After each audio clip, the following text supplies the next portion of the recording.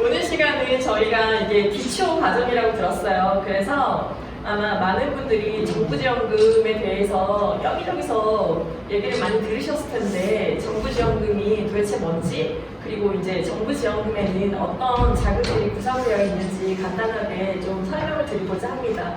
이제 강의가 끝난 다음에 혹시 궁금하신 사항 있으시면 그 질의응답 시간 드릴 테니까 그때 질문 주시면 되세요. 시작하겠습니다. 보통 정부지원금이라고 하면 대부분 사람들이 그냥 꽁돈이라고 생각하고 무건돈이라고 흔히 말들 하잖아요. 흔히 뭐, 야, 요즘 너는 미돈 갖고 사업하냐? 다 이게 정부지원금 받아가줘야지 미돈 갖고 하는 바보가 어딨냐? 이런 얘기 많이 하시잖아요. 혹시 대표님들도 이 나라에서 주는 이 정부지원금이 꽁돈이라고 무건돈이라고 혹시 생각하십니까? 혹시 정부지원금 혹시 수혜 받아보신 적 있으신 분 계신가요? 혹시? 어떤 사업 수혜 받으셨어요? 기술혁신사업 구매조건. 아, 구매조건으로요? 그러면 구매조건 금액이 좀 상당했을 텐데 능력자시네요. 능력자가 여기 한 분 함께 계시네요. 네. 보통은 이렇게 눈먼돈이라고 생각해서 쉽게 이제 생각을 하시고 접근을 많이 하시는데요. 정부도 나라도 바보는 아니잖아요. 이게 절대 공짜지만 눈먼돈은 아닙니다. 그러니까 무슨 얘기냐면 만약에 이제 어떤 사업의 공고가 최대 1억을 주겠다라고 공고가 나요. 그러면 그 1억이 만약에 대표님들이 선정되셨을 경우에 대표님 통장에 현금으로 대부분의 경우는 바로 꽂힌다고 생각하세요. 근데 아니에요. 그 돈은 대표님 명의의 가상계좌에 들어있고요. 사용은 그러면 어떻게 하느냐? 이제 각 사업마다 각자의 이제 규정과 지침이 있잖아요. 그거에 준해서 건 바이 건으로 대표님께서 예를 들어서 재료를 사신다라고 하면 재료를 사세요. 그러면은 검수를 하려면 사진이 있어야 되거든요. 그 물건도 돈도 주기 전에 먼저 받아야 되는 거예요. 그런 다음에 나 이렇게 물건 샀으니 돈 주세요라고 하고 이 담당자한테 청구를 하면 담당자가 보고 서류 다 들어왔어. 물건 이상 없어. 라고 오케이가 되면 그때 돈을 대표님한테 주는 게 아니라 거래처로 가줘요. 이 정부지원 사업은 대부분 대표님들한테 직접 송금을 못하게 되어 있습니다. 그래서 어떤 대표님들은 급하니까 우선 내 돈으로 먼저 살 테니까 나중에 나한테 주면 안 돼요? 라고 하시는 분이 계시는데 안 돼요. 그게 명확하게 규정에 명시가 되어 있기 때문에 그렇게 진행을 하면 나중에 이제 감사받을 때 다 지적사항이 되고 잘못하면 토해내야 되고 판수치가 생깁니다. 그렇기 때문에 항상 정부지원 사업을 하실 때는 규정을 준수하셔야 되고 이 정부지원 사업이 무문돈이 아니라는 게 회계법인의 감사 2번 받고요. 그 다음에 이거 전담하는 기관에서 수심 점검을 해요. 그리고 전문가가 또 현장 점검도 가요. 이 사람 물건 산다고 했는데 진짜 사는 거 맞는지 이런 거 확인도 다 합니다. 물론 이제 그런 것들은 과도하게 재료를 청구했거나 하는 경우에 좀 하나긴 하겠지만 대부분 이제 성실하게 사업하시는 분들이 있으신 반면에 요즘 그 좀비 기업이라고 아시죠? 그러니까 때로는 이제 어떤 이런 정부 지원금만을 사냥하듯이 사냥꾼처럼 좀비 기업들이 많고 그렇다 보니까 요즘은 그 거리에서 아마 가시다 보면 현수막에 뭐 정부 지원금 뭐 사업 뭐 얼마 뭐 이런 거 막 그냥 글씨만 붙여놓은 거 있잖아요. 그런 것들은 대부분 다 불법 브로커들이에요. 그런 분들 같은 경우에는 내가 당신 사업계획 써서 선정되게 해줄 테니까 나중에 선정되면 그 지원금 받은 거에 몇 프로를 날 줘. 이렇게 해가지고 하는 거거든요. 뭐 사업계획 써주고 내지는 뭐 건당 500만 원씩 이렇게 받는 경우도 있대요. 근데 요거를 이제 문제를 심각하게 인지해서 중소 그 지방청 같은 경우에서 나름대로 블랙리스트를 만들고 있다고 하더라고요. 그리고 그 정부지원 사업 같은 경우에 선정평가 과정이 있잖아요. 예전에는 서면평가하고 대면평가하고 그 다음에 선정이었어요. 그런데 한 그 19년부터인가 대면평가가 2번으로 진행이 돼요. 서면평가 없이. 그게 왜냐면 이렇게 불법 브로커들이 성행을 하니까 서류평가는 사실 서면으로만 보잖아요. 그러면은 예를 들어서 직업적으로 전문적으로 이걸 잘 쓰는 사람이랑 나는 그래도 기술만 하고 개발만 하고 엔지니어 출신 대표님들은 아무래도 페이퍼가 약하실 거잖아요. 그러다 보니 서류로는 이게 분별이 잘 안 되는 거예요. 그래서 서류평가를 없애고 대면평가를 두 번 해서 대표님들 선정하기도 합니다. 그러니까 워낙에 이제 정부가 이쪽 창업 쪽에 많은 예산을 쓰고 있다 보니까 여러 부처에서 다양한 지원 사업들이 많이 있어요. 눈먼도 같이 보이지만 그렇게 결코 허술하진 않다는 거 일단은 말씀드리고 싶고요. 그 다음에 그러면 정부 지원 사업이란 뭘까요? 정부 지원 사업은 두 가지 키워드만 기억하시면 돼요. 창업하고 연구개발. 네, 정부가 창업을 장려하거나 새로운 기술의 연구개발을 위하여 자금 지원을 통해 창업자의 사업과 R&D 활동을 지원하는 제도입니다. 그러니까 뭐 일반 점포 창업하시는 분들이 정부 지원도 받았던 얘기 나오면 못 들으셨을 거예요. 그러니까 그런 거는 지원이 안 되고요. 정부 지원 사업에도 제외 업종이라는 게 있어요. 그러니까 도소매, 서비스, 숙박, 이렇게 사행성 사업들이 있죠. 그런 것들은 해당이 안 되고요. 사업 활동을 한다거나 기술을 개발하는 어떤 기술 기반 베이스의 사업과 연구를 지원하는 제도입니다. 그러면 우리나라는 나라 빚도 많은데 빚도 날마다 느는데 왜 기업한테 공짜로 돈을 줄까요? 왜 준다고 생각하세요, 대표님들? 도대체 왜 줄까요? 엄청나게 주잖아요. 추경 예산까지 쏟아부으면서 왜 준다고 생각하세요? 대표님들 얼굴 안 나오니까 그냥 이렇게 한번 말씀 이렇게 던져보세요. 한 번에 맞추셨어요. 맞아요. 지금 온 나라가 실업률을 감소하기 위해서 엄청 애쓰고 있고 우리나라는 지금 청년 실업률이 상당한 문제로 심각한 문제로 대두되고 있잖아요. 그래서 이 창업 지원 사업에서도 청년만을 위한 베네핏을 주는 사업들이 굉장히 많이 있습니다. 여기에도 지금 제가 보니까 대부분 청년 창업자들처럼 보이세요.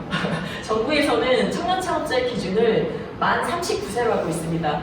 그러면 이 만 39세 나이를 어떻게 카운트하느냐, 내 생일로 하느냐가 아니고요. 해당 사업의 사업 공고일 기준입니다. 무엇이든지 어떤 날짜를 선정할 때는 그 해당 사업의 공고일 기준이니까 공고일 기준으로 해서 내가 만 39세 이하다라면 나는 청년을 지원하는 사업에 다 지원하실 수가 있으세요. 정부는 당장에는 어떤 고용 문제와 실업률 문제 때문에 이렇게 창업 지원 사업에 돈을 쓰고 있지만 그러니까 장기적인 시각으로 본다면 이러한 어떤 기술의 연구 개발을 통해서 국가 경쟁력을 확보하고 국가 경쟁력을 제고하는 차원도 있습니다. 왜냐하면 계속한 어떤 신기술 개발로 인해서 국가 경쟁력 저희가 지금 어떤 연구 개발 쪽으로는 많이 위축되고 있는 상황이잖아요. 그래서 이러한 두 마리 토끼를 쫓기 위해서 이제 공짜로 들어가게 주면서 연구 활동과 이제 창업 활동을 장려하고 있습니다. 정부지원금 하는데 정부지원금에는 어떤 돈이 있을까요? 정부지원금은 이제 크게 세 가지 자금으로 나눠서 볼 수가 있는데요. 먼저 지원금이에요. 저희가 흔히 그러니까 지원금 보조금이라고 하는데요. 저희가 흔히 말하는 창업 지원 사업 같은 것들이 있죠. 이런 거는 전부 다 지원금입니다. 그러니까 흔히로 여러분들 이해하기 좋으시라고 이렇게 말을 좀 정리를 해봤어요. 지원금을 작게 주는 돈. 보통 어떤 지원 사업들은 많이 줘야 최대 1.5 정도잖아요. 그래서 작게 주는 돈. 그 다음에 출연금은 R&D 자금. 여러분 흔히 아시는 R&D 자금이에요. R&D 자금은 규모에 따라서 수천만 원에서 수십억까지도 지원이 됩니다. 물론 이제 기간도 연구 개발하는 기간이 단기간이 아니라 2년, 3년 걸리기도 해요. 보통 지원금 같은 경우는 다 1년 언더에서 다 끝이 나거든요. 짧게는 몇 달에서 길게는 1년까지. 그렇기 때문에 돈을 또 조금 주는 거고요. 출연금 같은 경우는 기술 개발하는데 많은 시간이 소요되니까 더 많은 돈을 주고 있습니다. 그리고 융자금이 있는데요. 융자금은 여러분들 잘 아시는 것처럼 저희가 일반 금융권에서 대출 받잖아요. 그거랑 똑같은 거예요. 근데 주변에서 나 신보에서 기부해서 정부자금 받았어 라고 하시는 분들 있잖아요. 그분들은 전부 100% 융자금이에요. 그분들이 받는 돈은 공짜가 아니에요. 갚으셔야 돼요. 네, 그렇기 때문에 근데 이제 물론 신보나 기보나 중지공에서 받으시는 것도 정책자금으로 책정된 예산이 투입된 거라 일반 이제 금융권보다는 저리로 이용하실 수가 있어요. 보통 다 2% 언더거든요. 그렇기 때문에 만약에 이제 대표님들께서 혹시나 자금이 필요하시면 금융권에 가서 먼저 상담을 하시기보다는 신보나 기보나 중진공에 가셔서 먼저 자금 상담을 해보시는 게 좋아요. 그러니까 일반 그냥 금융권 가셔가지고 대출 적극 받으셨단 말이에요. 그래서 이제 정작 저리를 운영하는 기보나 신보나 중진공에 가셔가지고 대출을 받으려고 하실 때는 1금융권에서 받은 금액이 이미 나와서 차있기 때문에 더 이상 추가 대출이 안 되는 거예요. 그러면 더 비싼 이자를 내고 이용을 하셔야 되잖아요. 그래서 만약에 이제 대출을 받으실 계획을 가지고 계시다면 기업을 지원하는 기보나 신보나 중진공을 먼저 방문하시고 그 다음에 거기서 안 된다라고 하면 그때 이제 1금융권, 그 다음에 2금융권 이렇게 순서를 이제 옮겨가시면 좋을 것 같습니다. 이 세 가지 이제 정부 지원금에 대해서 각각 조금 설명을 해드릴 텐데요. 먼저 이제 지원금이란 사업 활동의 과정에서 필요한 자금의 일부 또는 장비나 인력, 플랫폼 등을 제공하여 기업 활동에 지원하는 정부 지원 자금입니다. 그러니까 설명드린 대로 우리가 일반적으로 알고 있는 창업 지원 사업이에요. 창업 지원 사업은 담보 제공할 필요 없고요. 사업 부담도 없어요. 이자도 없습니다. 진짜 말 그대로 이건 공짜예요.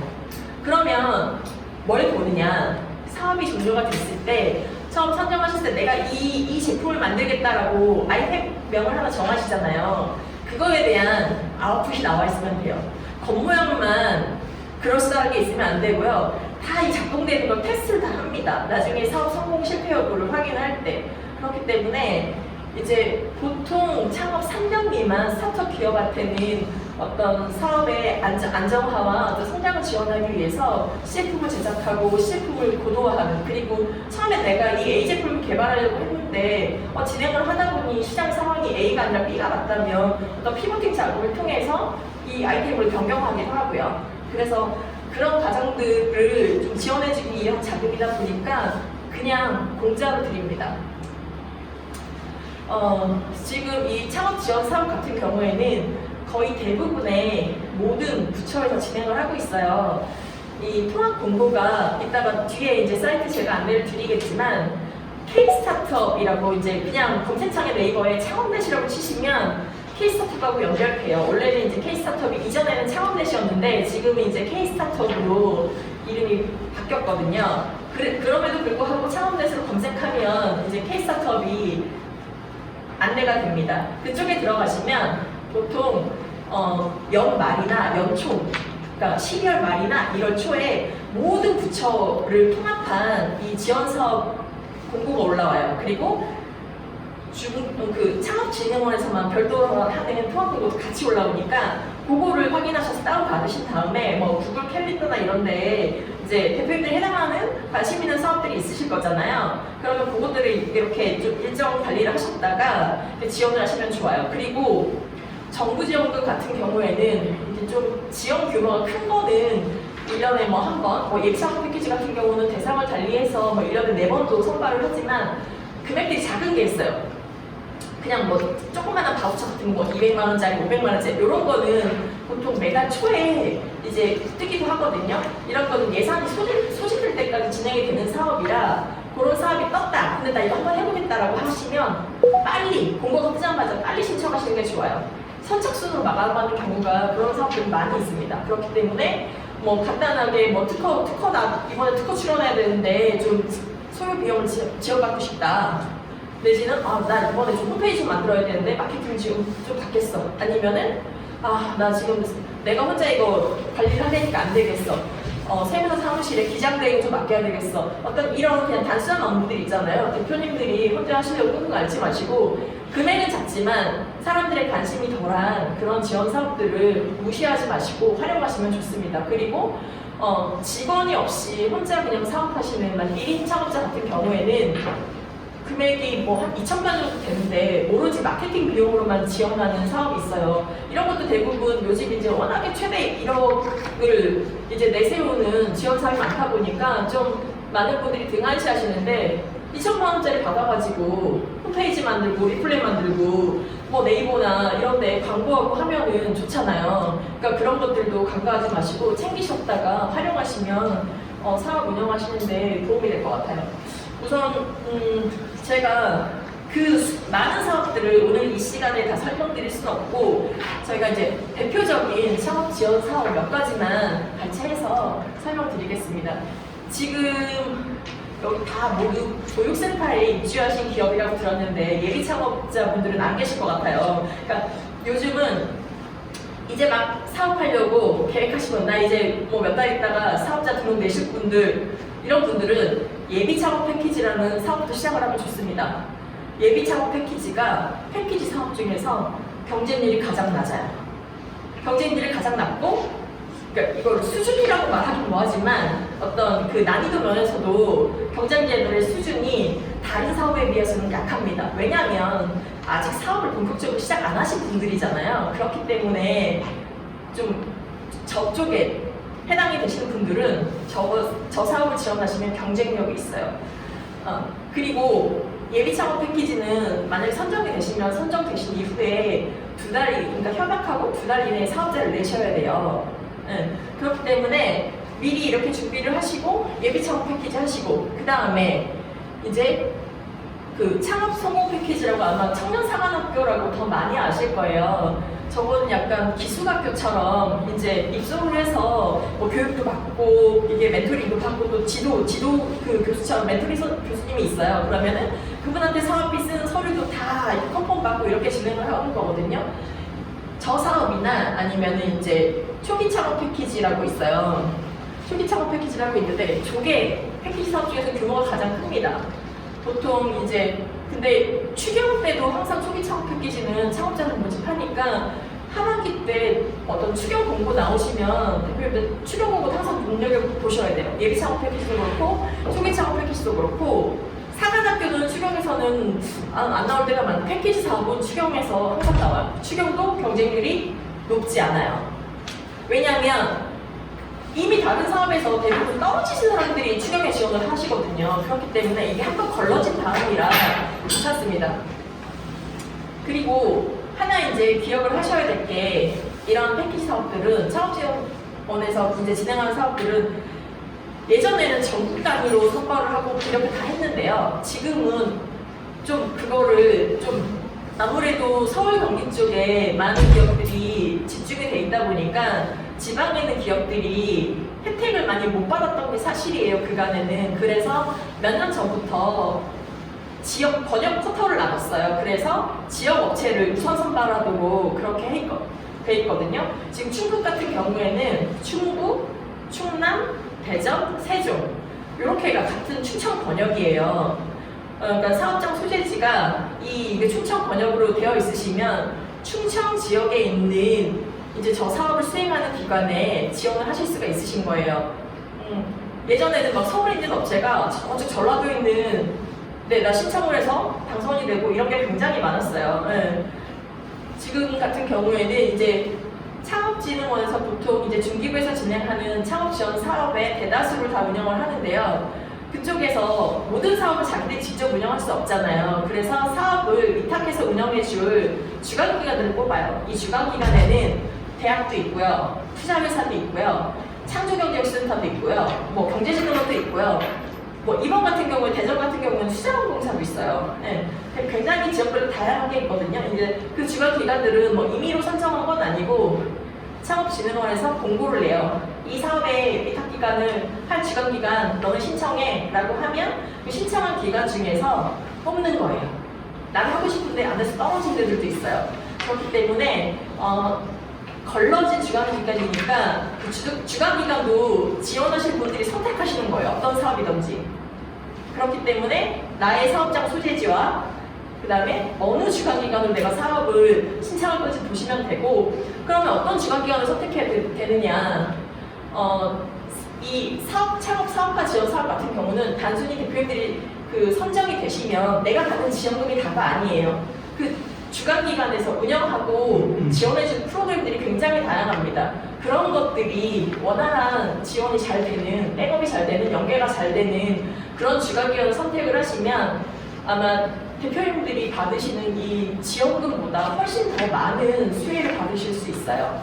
그리고 이런 이제 주관기관에서 이렇게 프로그램을 운영을 할 때, 뭐 오늘 같은 경우도 대표님들께서 교육센터에서 이 교육 내용 진행을 하니까 참석하시라는 권유를 받고 아마 오셨을 테지만 어떤 이런 시간들을 잘 활용하시면 좋아요.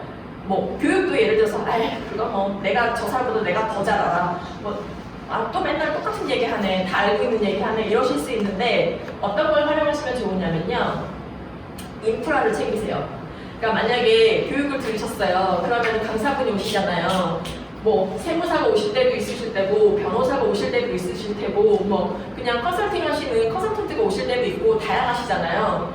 그러면 그분들의 그 인프라를 다 메모를 하셨다가 나중에 대표님들께서 사업 운영을 하실 때 뭐 상담을 하거나 도움받으실 내용이 있으실 수 있잖아요. 그럼 그때 연락을 하는 거예요. 그리고 대표님들끼리 교류하시는 네트워크 프로그램도 많이 만들어요.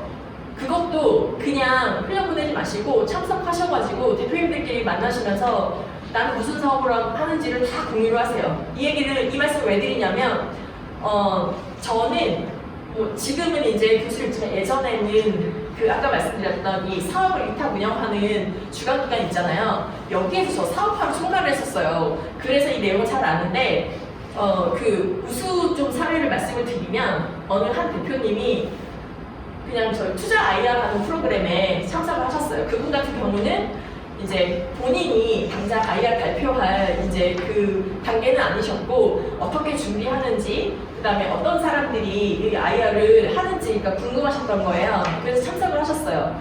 처음에는 그냥 참가를 하셨고요. 두 번에 이제 저희가 행사를 할 때는 본인이 발표를 하셨어요.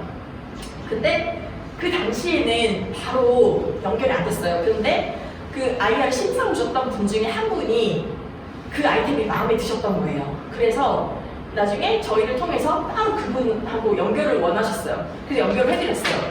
그래서 그분은 투자를 받으셨어요. 그러니까 이게 어떻게 연결될지 알 수가 없고요. 그리고 또 다른 사례는 대표님들끼리 어떤 좀 시너지를 일으킬 수 있는 아이템들이 있잖아요. 사업들이. 그럼 대표님들끼리 각각의 A, B가 있지만 연합하셔서 C를 만드는 거예요. 그래서 그걸 가지고 다른 사업을 도모를 하시더라고요. 그러니까 그렇기 때문에 그냥 이렇게 혼자 오셔가지고 혼자 그냥 이렇게 앉아계시다가 가지 마시고 이렇게 오시면 이렇게 인사 건네시고 뭐 하시는지 이렇게 말씀 나누다 보면 좋은 좀 사례를 도출할 수가 있습니다. 그리고 가장 좋은 건 여러분들이 속해 있는 그 센터의 매니저 선생님들 있잖아요. 매니저 선생님들한테 대표님들의 사업 현황을 말씀하는 게 좋아요. 그거는 왜냐면 예를 들어서 무슨 기술을 개발하는데 뭐가 잘 안 돼요. 어떤 전문가의 이렇게 도움이 있었으면 좋겠어요. 기술적인 뭔가 있는데 이게 잘 풀리지 않아요. 이런 걸 좀 멘토링이나 컨설팅을 받을 수 있으면 좋겠어요 라고 하면 매니저 선생님들이 그거 그냥 흘려듣지 않으세요. 그리고 어떤 대표님들께서 이제 진행을 하시다가 이런 것 좀 도움을 받았으면 좋겠다. 이런 내용이 부족하다라고 느끼시는 것들이 있잖아요. 이런 거를 만나실 때 수시로 말씀을 하시면 특히나 교육센터 같은 경우에는 외부 유관기관에서 그 어떤 사업이 있는데 기업 좀 추천해줘 라는 요청이 굉장히 많은 곳이 창업교육센터입니다. 이렇게 수시로 매니저한테 그 대표님들을 어필을 해 놓으셔야지 그 제안을 받았을 때 매니저들이 누구누구 대표님 이거 참 필요하다고 그랬어. 누구누구 대표님 지금 이거 진행하고 계시지? 라고 바로 추천을 드릴 수가 있어요. 그러니까 여기 같은 경우 이제 기억은 나는데 다른 사례를 하나 말씀드리면 예전에 제가 진행을 할 때 그러니까 창진원에서 그 한국하고 핀란드하고 스타트업 대회를 한 적이 있었어요. 문재인 대통령이 참석하셔가지고 국내에 좀 화제가 되긴 했었는데요. 거기에 이제 해커톤 대회에 참가할 학생을 추천을 해달래요. 근데 그때 해외니까 다 영어로 해야 되잖아요. 사업 계획서도 다 자료가 다 영어로 써야 되는 거예요. 근데 그때 당시에 저희의 이제 다른 프로그램 때문에 영어 IR을 자료를 다 만들어 놓은 친구가 있었어요. 그 친구가 생각이 났던 거예요. 왜냐하면 다른 사람을 하려면 자료를 다 다시 만들어야 되기 때문에 시간이 소요가 되잖아요. 근데 이미 자료가 있는 친구가 있잖아요. 그러면은 어디로 연락을 하겠어요? 이미 자료가 있는 친구한테 연락을 할 수밖에 없잖아요. 그래서 그 친구를 참석을 시켰어요. 근데 그 세계 여러 국가에서 모임에서 1등을 했어요. 그래서 보도자료가 크게 났었던 아주 사례가 있습니다. 네. 그러니까 여러분들도 그러니까 바로 그냥 여기 앞에 요거 참석했는데 이거 안 됐어. 가봐야 소용없어 라고 생각하지 마시고 사업의 연계는 언제 어디서 누구하고 될지 모르니까 항상 오픈마인드 좀 열어두시고 여러분들의 상황을 담당 하시는 매니저 선생님들하고 공유하시면 좋을 것 같아요. 그리고 만약에 우리 담당 매니저는 온 지 얼마 안 돼가지고 아무것도 모르고 얘기해봐야 소용도 없어요 라고 하시면 그 매니저보다 더 선임이 있잖아요. 그 선임하고 같이 얘기를 해보시면 좋을 것 같아요.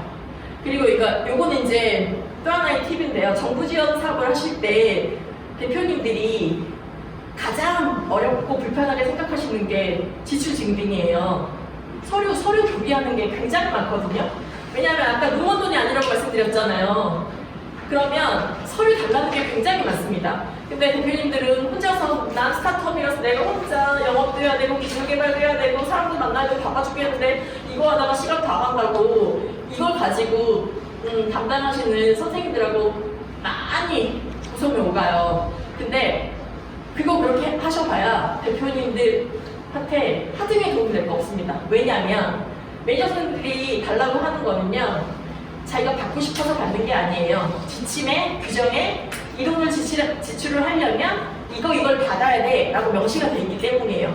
만약에 그걸 안 받고 돈이 나가잖아요. 그러면은 감사 굉장히 여러 번 한다고 말씀드렸잖아요. 그때 다 보안사항으로 지적받고 잘못하면 뱉어내야 되고 환수를 시작해요. 그럼 이거 뱉는 거 누가 뱉느냐? 대표님이 뱉는 거예요. 근데 매니저 선생님들이 지금까지 이제 서류를 검토하면서 어떤 수정사항을 요청을 하는 건 수많은 어떤 그런 감사나 어떤 그런 과정들을 겪으면서 그들만의 노하우가 있잖아요. 그래서 그거를 반영을 해서 최대한 대표님들 나중에 아무리 그때 가서 문제는 내가 책임질게요, 내가 뱉을게, 내가 돈 줄게요 라고 하셔도 그 누구가 몇 달 지난 다음에 돈 달라고 그러면 흔쾌히 주겠어요. 그렇잖아요. 네. 그렇기 때문에 어떤 그런 과정들을 방지하기 위함이라 되도록이면 이제 아무리 귀찮고 번거롭더라도 다투시기보다는 좀 더 합리적으로 간단하게 이렇게 만들 수 있는 방법을 차라리 모르시고 이제 지시에 따라서 하시는 게 가장 빨라요. 그리고 담당 선생님이 굉장히 많은 대표님들을 상대를 하잖아요.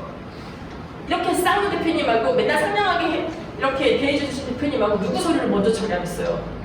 사람인지라 아무래도 나를 힘들게 하는 분보다는 나를 도와주시는 분을 더 먼저 챙기게 돼 있거든요. 네. 그러니까 되도록이면 담당자하고 친해지라라고 말씀을 드리고 싶어요.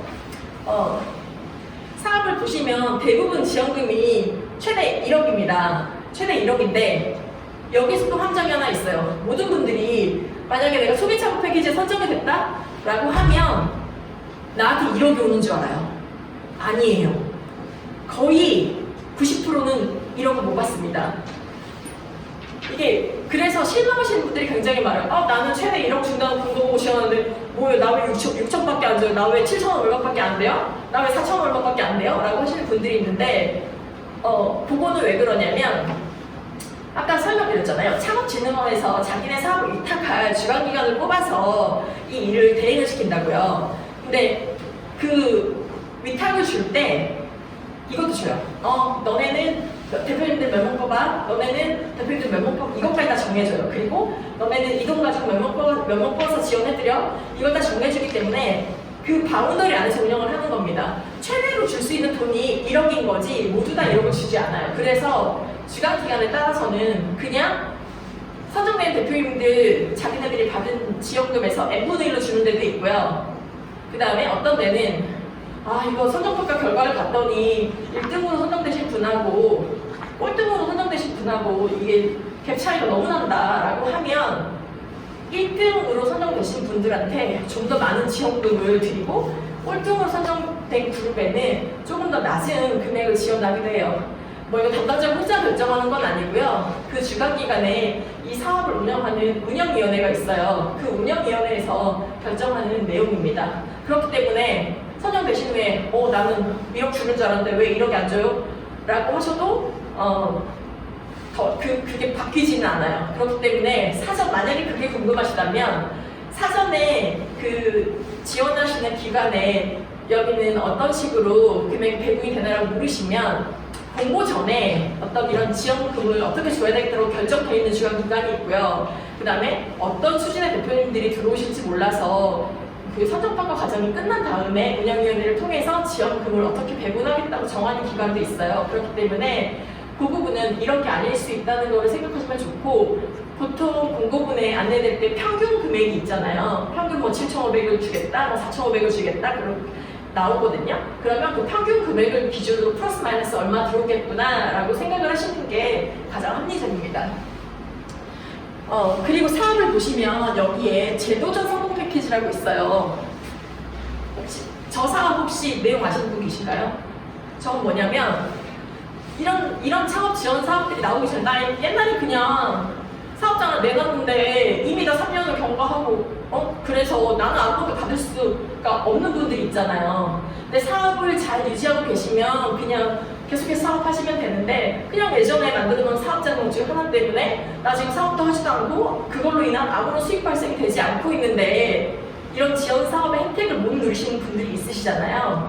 그런 분들은 그냥 그 무용지물인 그냥 가지고만 계신 사업명 중 그냥 아예 폐업 신고하시고 다시 만드시면 되세요.